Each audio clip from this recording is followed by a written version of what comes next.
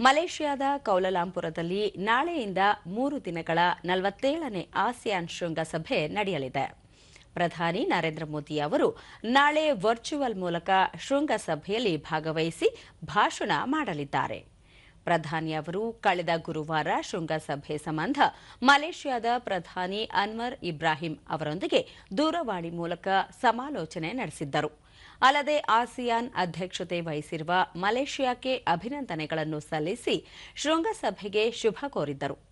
ASEAN Bharat ಶೃಂಗಸಭೆಯಲ್ಲಿ ತಾವು virtual ರೂಪದಲ್ಲಿ ಭಾಗವಹಿಸುವುದನ್ನು ಎದುರು ನೋಡುತ್ತಿದ್ದೇನೆ ಮತ್ತು ಆಸಿಯಾನ್ ಭಾರತ ಸಮಗ್ರ ಕಾರ್ಯತಾಂತ್ರಿಕ ಪಾಲುದಾರಿಕೆಯನ್ನು ಮತ್ತಷ್ಟು ಬಲವರ್ಧನೆಗೊಳಿಸುವ ಚಿಂತನೆ ನಡೆದಿದೆ ಎಂದು ಪ್ರಧಾನಿ ಹೇಳಿದ್ದರು.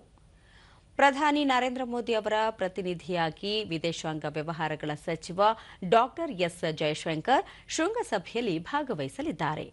ಶೃಂಗಸಭೆಯಲ್ಲಿ ಇಂಡೋ ಪೆಸಿಫಿಕ್ ಪ್ರಾಂತ್ಯದಲ್ಲಿ ಶಾಂತಿ, ಸ್ಥಿರತೆ, ಸಮೃದ್ಧಿ ಕುರಿತು ಹಾಗೂ ಪ್ರಾದೇಶಿಕ ಮತ್ತು ಅಂತಾರಾಷ್ಟ್ರೀಯ ಬೆಳವಣಿಗೆಗಳ ಕುರಿತು ಸಮಾಲೋಚನೆ ನಡೆಯಲಿದೆ.